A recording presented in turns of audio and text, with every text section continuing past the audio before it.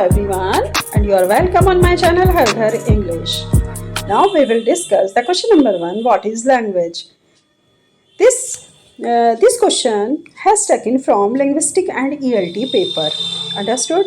मेरे सभी स्टूडेंट्स जिनका पेपर है linguistics and ELT full form is English literature teaching, उन सब के लिए ये क्वेश्चन मोस्ट इम्पॉर्टेंट है। तो सभी स्टूडेंट्स जो कि हमारे साथ यहाँ प्रिपरेशन कर रहे हैं हमारे यूट्यूब चैनल हर घर इंग्लिश पर अपने लॉन्ग क्वेश्चन आंसर की, तो उनके लिए एक बहुत ही अच्छा क्वेश्चन आज हम लेकर के आए हैं।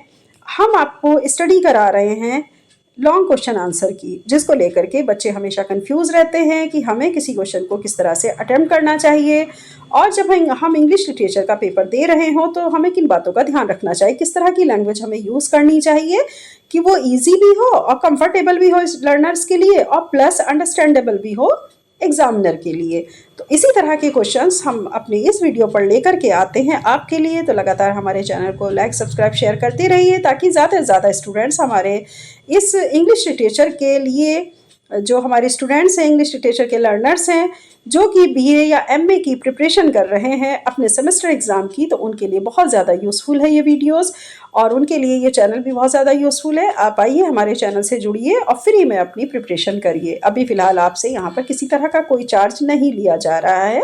आप लगातार चैनल को देखिए, वीडियोज़ देखिए और जो भी आपका पेपर है उसकी प्रिपरेशन लगातार करते रहिए। Okay, let's start now. What is language? Question number 1 from ELT से लिया गया है ये क्वेश्चन। व्हाट इज़ लैंग्वेज जिसमें पूछा जा रहा है आपसे, क्वेश्चन नंबर 1 है। और इसके ऊपर आपको मैं ये बता दूं कि ये शॉर्ट नोट्स ही पूछे जाते हैं ज़्यादातर इस तरह के क्वेश्चन। तो सबसे पहले हम इसको देखेंगे। What is language? Language is the ability to acquire and use complex system of communication, particularly the human ability to do so, and a language is any specific example of such a system।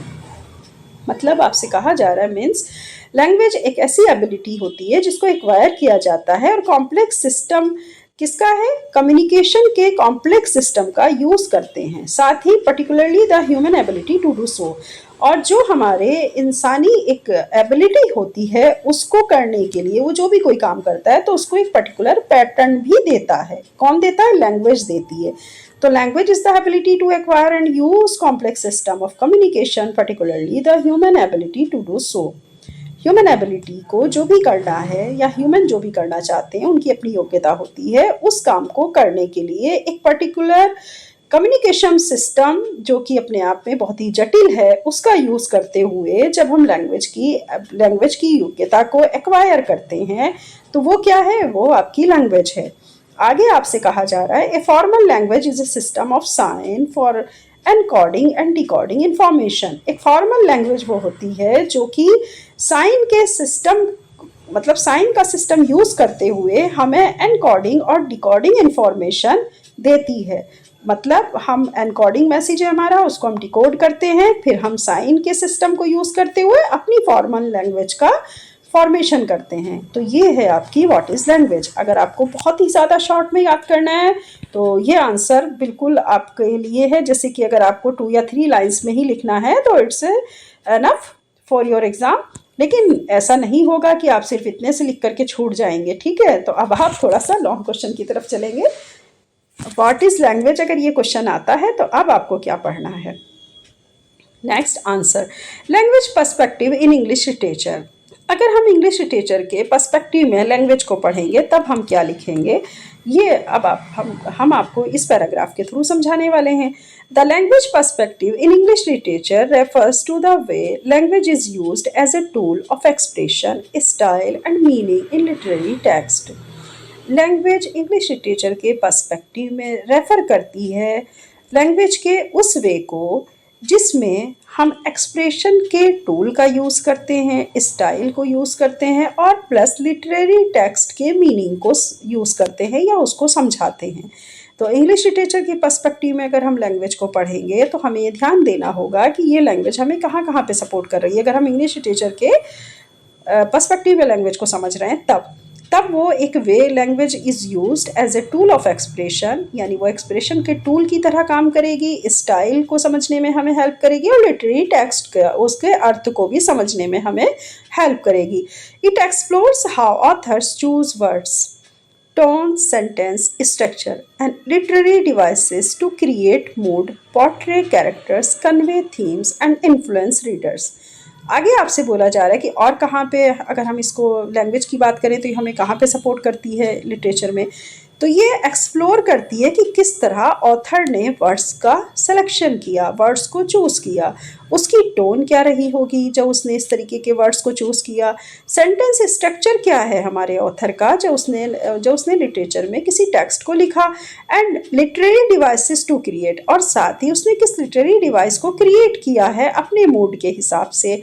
Next है portrait characters, जो उसने characters का चरित्र चित्रण किया है तो उसका क्या रोल रहा होगा, ऑथर्स की क्या सोच रही होगी कि उसने इस तरह के कैरेक्टर्स को यहाँ पर चूज किया। कन्वे थीम्स, वो अपने थीम्स के माध्यम से क्या चीज़ें हमें समझाना चाहता है, अपने रीडर को समझाना चाहता है। एंड इन्फ्लुएंस रीडर्स, और वो अपने रीडर्स को प्रभावित करने के लिए किस तरीके से यूज़ कर रहा है लैंग्वेज का। तो ये सारी चीज़ें हमें कब पता चलेंगी, अगर हमें इंग्लिश लैंग्वेज का अच्छे से नॉलेज होगा, तभी हम इंग्लिश लिटरेचर के पर्सपेक्टिव में समझ पाएंगे कि इंग्लिश लैंग्वेज इंग्लिश लिटरेचर को समझने में कहाँ कहाँ पे हमें सपोर्ट करती है या कहाँ कहाँ पे हमें वे प्रोवाइड कराती है। अंडरस्टूड? एक बार फिर से देख लेते हैं पैराग्राफ, बहुत अच्छा पैराग्राफ है और आपको इसी तरह से लर्न करना है। The language perspective in English literature refers to the way language is used as a tool of expression, style and meaning in literary text. ये तो आपको समझ में आ ही गया होगा कि लैंग्वेज पर्सपेक्टिव में, अगर हम इंग्लिश लिटरेचर में हम बात करें लैंग्वेज पर्सपेक्टिव की, तो हमें ये एक वे देती है। लैंग्वेज क्या किस चीज़ का वे देती है? एक्सप्रेशन ऑफ टूल का, स्टाइल का, मीनिंग इन लिटरेरी टेक्स्ट का। आगे अगर हम बात करते हैं, नेक्स्ट स्टेप की तरफ चलते हैं। It explores how authors choose words. अब जाहिर सी बात है, लिटरेचर में तो हम अपने ऑथर्स पढ़ते हैं, पोइट पढ़ते हैं, तो उनके वर्ड्स को समझना, उनके वर्ड्स को चूज क्यों किया होगा ऑथर्स ने इन वर्ड्स को, उनकी टोन को अंडरस्टैंडेबल करना, सेंटेंस स्ट्रक्चर समझना, and literary devices to create mood, और किस तरह की लिटरेरी डिवाइसेस उन्होंने अपने मूड के अकॉर्डिंग वहाँ पर क्रिएट की है। कैरेक्टर्स का पोर्ट्रे यानी कैरेक्टर्स का चरित्र चित्रण किस प्रकार से किया, थीम में क्या मैसेज छिपा है जो वो अपने जो रीडर्स हैं उनको देना चाहते हैं, कन्वे थीम्स करना और अपने रीडर्स को इन्फ्लुएंस करना। तो ये सारी चीज़ें हमें कब समझ आएगी? जब हमें इंग्लिश लैंग्वेज का अच्छे से नॉलेज होगा, तब हमें इंग्लिश लिटरेचर बहुत अच्छी तरीके से समझ में आएंगे, उसके ऑथर भी, उसके पॉइंट भी। अंडरस्टूड? अब आ जाता है मेजर एलिमेंट की तरफ कि हमें और कौन से एलिमेंट चाहिए जिसकी वजह से हम ये चीज़ें समझ सकते हैं अपने लिटरेचर में। Major element diction, word choice. Diction में आ जाता है कि हमारे ऑथर का डिक्शन क्या है, मतलब स्टाइल क्या है उसका, तो उसने किस तरह के वर्ड को चॉइस किया। सिंटैक्स, सेंटेंस स्ट्रक्चर, किस तरह के सेंटेंस स्ट्रक्चर को ऑथर ने अपने लिटरेरी टेक्स्ट में रखा। फिगरेटिव लैंग्वेज, उसने फिगर मतलब लैंग्वेज की जो फिगरेटिव है, जो उसका एक तरीके से देखा जाए जो रचना है, और जो उसने फिगर ऑफ स्पीच का यूज़ किया वो किस तरीके से यूज़ किया, जैसे मेटाफर, सिमिल एंड सिम्बोलिज्म। तो फिगरेटिव लैंग्वेज मतलब मेटाफर, सिमिल, सिम्बोलिज्म मीन्स आपका फिगर ऑफ स्पीच किस तरह से यूज़ की है ऑथर ने अपने लिटरेरी टेक्स्ट में, ये चीज़ें हमें यहाँ पर से समझने को मिलती हैं।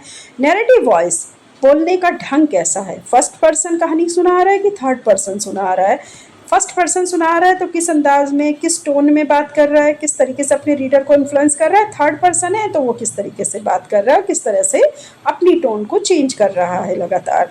तो नैरेटिव वॉइस में आ जाएगी। टोन एंड स्टाइल, मतलब उसका क्या टोन और स्टाइल है हमारे ऑथर का जिसने इस लिटरेरी टेक्स्ट को लिखा है, तो उसका क्या टोन रहा होगा, क्या स्टाइल रहा होगा लिखते समय।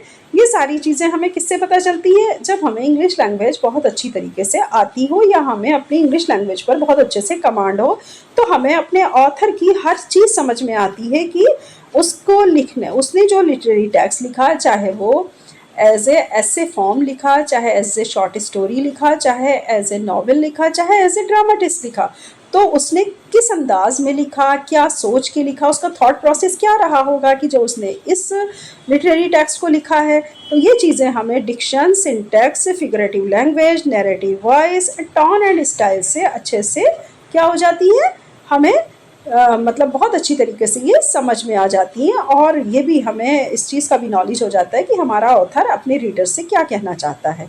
अपने रीडर को बांधने के लिए वो किस तरह की चीज़ें रखता है अपने लिटरेरी टेक्स्ट में। लास्ट में आप एक दो लाइन और इसमें ऐड कर सकते हैं। It helps in analysing how language shapes literature and reflects culture, social and historical context.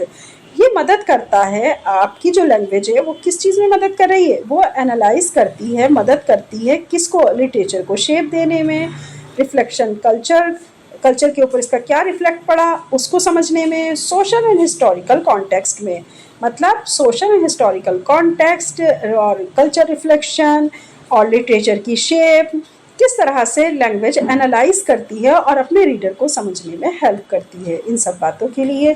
तो what is language, you understood very well about this, what is language. Okay, अब आप बहुत अच्छे समझ गए होंगे कि लैंग्वेज क्या है। और हम पर्सपेक्टिव ऑफ इंग्लिश लिटरेचर की बात करें, अगर ईएलटी की बात करें, मतलब इंग्लिश लिटरेचर टीचिंग की ही अगर हम बात कर लें, तो उसमें किस तरह हेल्प करती है ये, तो हमें ये यहाँ पर देखने को मिला। बहुत अच्छा क्वेश्चन का आंसर आपका मैंने तैयार किया है यहाँ पर। आप इसी तरह चैनल पर लगातार जुड़े रहिए। नेक्स्ट वीडियो में फिर मिलेंगे एक अच्छे नए कंटेंट के साथ, एक अच्छे नए क्वेश्चन के साथ में। ठीक है, चैनल को ज़्यादा से ज़्यादा लाइक सब्सक्राइब शेयर करिए, तभी हम नेक्स्ट वीडियो आपके लिए बहुत अच्छी बनाकर लेकर आएंगे और मोस्ट इंपॉर्टेंट क्वेश्चन आपके साथ डिस्कस करेंगे, जो कि आपको अपने एग्जाम के पेपर में ज़रूर मिलेंगे। ठीक, ओके, तब तक के लिए बाय बाय और आप अपना ख्याल रखिएगा। All the best.